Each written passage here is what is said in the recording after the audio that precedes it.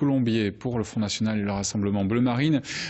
Effectivement, après Alain Rousset, après Virginie Calmels, vous présentez aujourd'hui votre liste. Alors, si on devait la résumer, qui sont les candidats qui vous accompagneront dans cette future grande région, ou tout du moins dans ce combat pour arriver à la tête et à la présidence de cette région? C'est une grande région, vous le savez, 183 élus, donc nous avons 183 candidats plus des remplaçants. En ce qui concerne, je présente aujourd'hui la liste donc du département de la Gironde, qui est une liste jeune, dynamique, qui représente d'abord tous les terroirs, hein, tous les territoires de notre département, aussi bien de la métropole, mais du pays foyen, du bassin d'Arcachon, du Libournais, du Réolais, et une liste, je le disais, dynamique, jeune, puisque dans les 10 premiers candidats qui ont des chances d'être conseillers régionaux, eh bien, nous avons 4 candidats de moins de 30 ans, qui sont dans la vie active, chefs d'entreprise, ingénieurs, et puis, bien sûr, des élus féminins, hein, qui ont pour certaines des mandats de conseillers municipaux, donc aussi une certaine expérience. Et je crois que là, bien, le Front National présente une liste cohérente et extrêmement motivée. J'imagine que dans votre liste, vous avez parmi eux les élus du Nord-Gironde, les conseillers départementaux frontistes. Alors oui, ils sont dedans, mais ils ne seront pas théoriquement en position éligible, car nous ne sommes pas pour un cumul des mandats forcenés, mais bien sûr, ils représentent une part importante de notre département, le Médoc, où nous avons un très fort électorat, très implanté, comme dans le nord du département aussi, le Blayais, le Libournais, tout l'est du département, et on se rend compte qu'aujourd'hui, les résultats des élections départementales ont prouvé que le Front National était maintenant très implanté et était en progression constante, quel que soit le type d'élection. Alors effectivement, les derniers sondages, on le rappelle, les sondages BVA du 23 octobre dernier créditent le Front National de 20% au premier tour et de 21% au second tour, donc sur cette future grande région Aquitaine, Limousin, Poitou, Charentes. J'imagine que ça doit vous remonter le moral par rapport à ce que vous aviez fait en 2010 avec 8,27% au premier tour et donc potentiellement sur cette mandature des élus qui pourraient rejoindre de nouveau l'hémicycle de la grande région. Oui, tout à fait. Nous allons rentrer, je pense, en force, puisque je vous citais le journal Le Monde, qui n'est pas particulièrement proche du Front National, qui donne donc un groupe Front National pour notre région de 27 élus. Vous voyez, donc nous rentrerons à nouveau au Conseil régional. Nous y étions présents déjà dans les 4 mandatures précédentes et nous allons proposer un programme concret de mesures précises.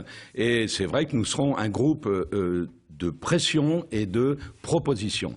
C'est sûr, dans une grande région qui, disons-le, ne correspond pas à grand-chose selon la méthode socialiste, ces nouvelles régions, d'abord, que les téléspectateurs le sachent, ont été imposées par Bruxelles, hein, qui le reconnaît tout à fait, et sans aucune concertation avec ses habitants, et ainsi qui a 2 défauts majeurs, d'après moi. C'est, elle va coûter beaucoup plus cher que l'institution précédente pour les habitants, les contribuables, et deuxièmement, cela éloigne les centres de décision un peu plus de nos concitoyens.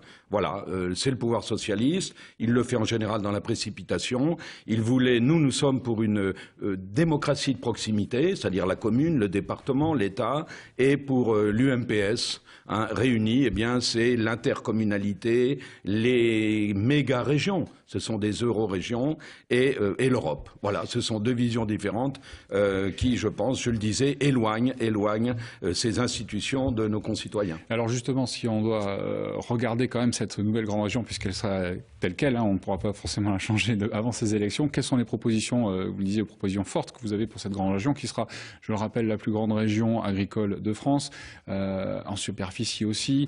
Donc il y a aussi sur ce territoire et dans les compétences de la région, qui sont le développement économique, l'aménagement du territoire, la formation professionnelle. Qu'est-ce que le Front National va amener? Écoutez, je crois que nous avons des propositions différentes et alternatives. Tout d'abord, nous refusons que la région participe au ras-le-bol fiscal que subissent les Français, tout le monde le reconnaît. C'est-à-dire qu'il faut bloquer et baisser la fiscalité. Cela est tout à fait possible. Je rappelle que les 12 mairies Front National, après un an de mandat, un petit peu plus d'un an, eh bien, ont toutes baissé les impôts municipaux, tout en assurant toujours, bien sûr, le service à nos concitoyens. Alors, comment nous faisons? Il faut faire en face des économies. On demande aux Français de se serrer la ceinture. Eh bien, nous demandons aux collectivités, c'est l'argent public, ne l'oublions pas, de se serrer la ceinture aussi. En faisant des économies.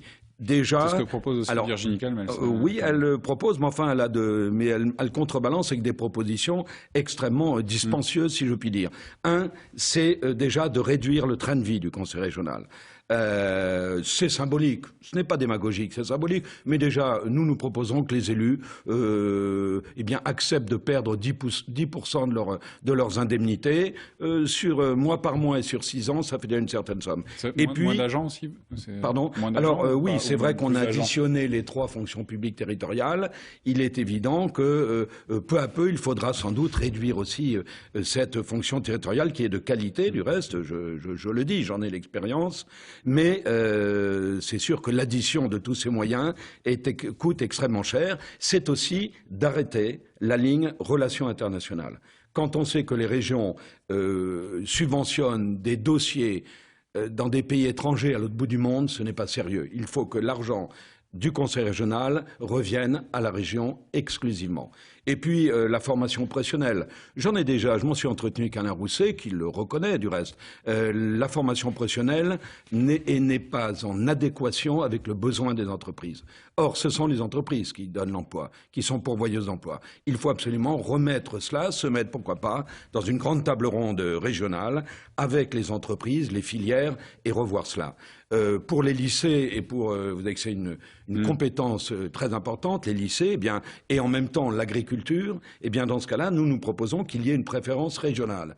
C'est-à-dire, au lieu d'importer des viandes, comme c'est le cas pour 85% des cantines en général, des viandes d'Europe de l'Est ou d'ailleurs, écoutez, nous sommes dans une région d'élevage, de très bons élevages, c'est de s'approvisionner en produits locaux, les fruits et légumes pour le Lot-et-Garonne, le Limousin, la Blonde d'Aquitaine, et ainsi, nous aiderons nos agriculteurs, l'emploi agricole, et ça augmentera, je pense, la qualité nutritionnelle pour nos jeunes. Et alors, très rapidement, dernière question, la LGV, c'est un point de discorde entre, par exemple, Virginie Calmels et Alain Rousset. Vous, quelle est votre position là-dessus? Notre position, écoutez, elle est très claire. En période de crise, nous sommes contre une ligne nouvelle LGV Bordeaux-Dax et Bordeaux-Toulouse, entre autres, et qui après file sur, bien sûr, le sud de la région Aquitaine. Nous sommes contre parce que, cela, c'est vrai, provoquerait une saignée assez importante dans nos vignobles, et deuxièmement, pour gagner entre Bordeaux et Toulouse 14 minutes, pour un coût de 9,8 milliards, donc près de 10 milliards, nous disons il y a des lignes existantes, il faut les moderniser sérieusement, et à partir de là, on pourra faire rouler des trains à 200 à l'heure, et croyez-moi, tout le monde s'y retrouvera, et cela coûtera le quart du prix à peu près. Ce sont les études sérieuses qui ont été faites. Jacques Colombier, merci. Merci.